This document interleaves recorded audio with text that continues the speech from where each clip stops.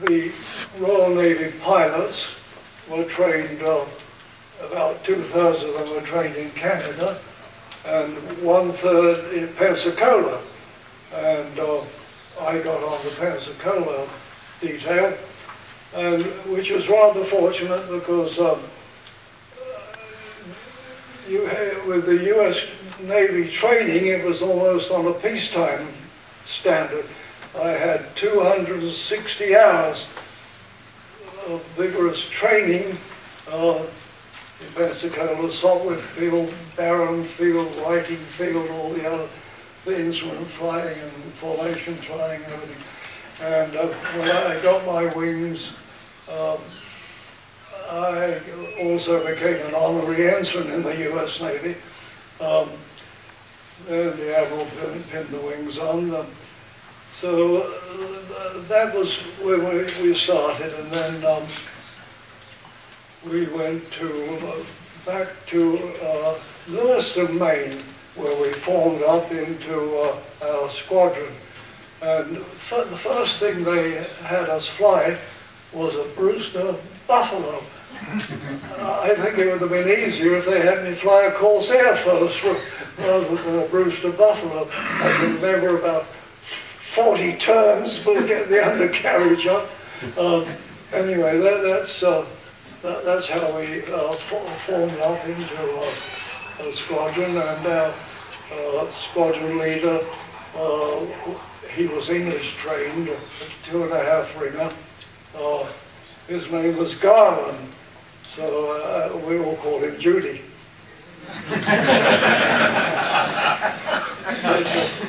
Poor Judy, one of the first missions we had was in the Sekishima Gunto, south of Japan, group of islands, and that's where the suicidal maniacs were taking off.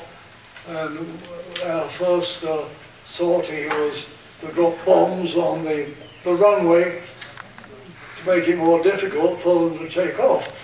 And that was the end of Judy. He called up and said, "They got me."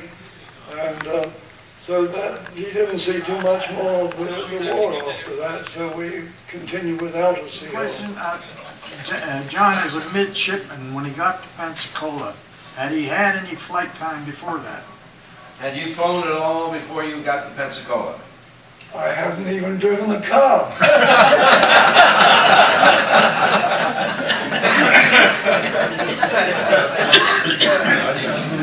He told me that today. He flew Corsair before he drove a car. Primary trainer then. What was your primary trainer? What did they start you out? SNJ. SNJ. No, of course, the steerman. The steerman was the first There's a fellow back here, I think it's the steerman guy. So your first airplane you flew in the States was the steerman? First one was the steerman, and in Grosse Seal, Michigan is where we did that. And my first instruction was an anti-British chap's name was Silverstein. He took me up on my familiarization flight. He did inverted spins, he did everything. I was as sick as a dog. I never wanted to fly again as long as I lived. But I learned to fly not thanks to him.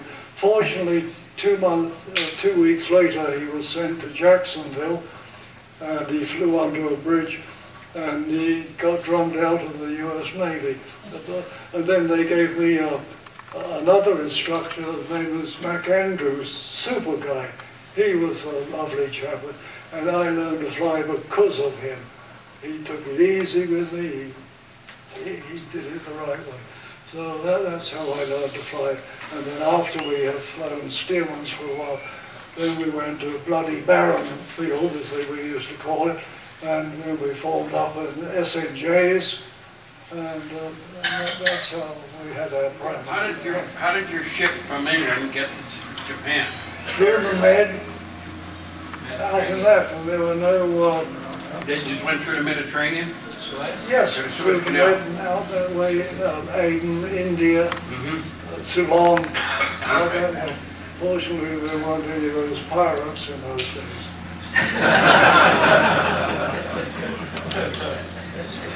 This is my squadron. Very good-looking bunch of chaps. You can pass it around. He opened himself up for a good-looking bunch of chaps. This was John when, Oh, no, don't show! I was, in the Royal Navy, you don't get commissioned, is this right, John, until you If finish you're an get your officer wings, so they cadet, were you're- midshipmen. your hats, you have a white band around if you're an officer cadet. John, how was the, Yeah, well, we progressed from that to this. This is John when he was a midshipman. How old was John at that time? When he got his commission? How old? That newspaper. He wants to know how old you were When you got when you first started flight school in Dutch. Well, I first flew over Japan, I was 18. He told me he was 16 when he first joined as a midshipman. I've never flown in England. So I think that when you took your squadron, you formed up here, the CO and XO came over from the UK, and then a whole bunch of these guys just got their wings. I flew over Scotland. So they gave you 12 brand new Corsairs, right? Built by, Absolutely, yeah. Our first mission, my carrier docked in Scotland, and our first mission was from Edinburgh. We flew to Narvik Fjord in Norway, and there was the turbines. So our first mission was dropping 500-pound bombs on the turbines.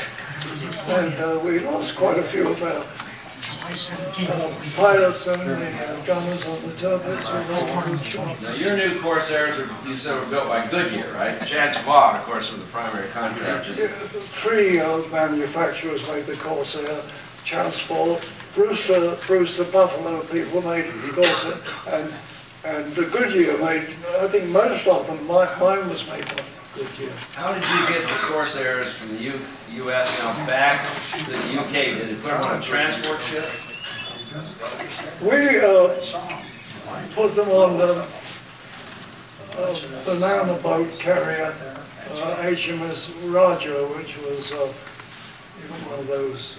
And then that's how they hauled them back to the U.K. It took 60 days to build them and 3 weeks to fall apart. A little bit of background. The fleet that assembled off Japan towards the end of World War II was the biggest fleet ever assembled in the Pacific. And that fleet was 2/3 US Navy and 1/3 Royal Navy. In those days, the Royal Navy had a pretty big fleet.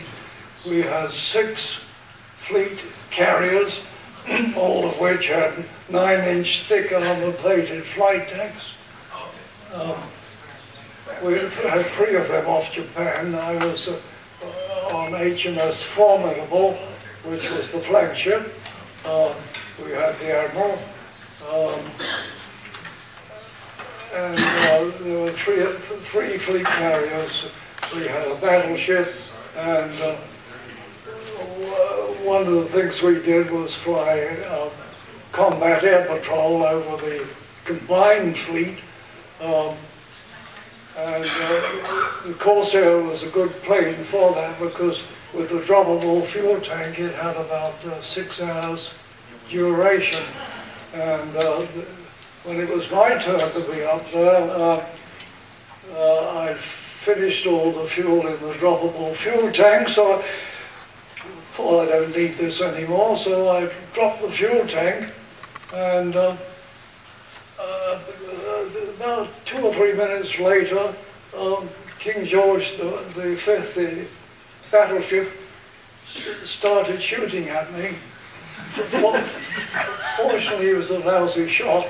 And I broke radio silence and I said, "Some bloody idiot shooting at me," and the shooting stopped, so it was pretty peaceful thereafter.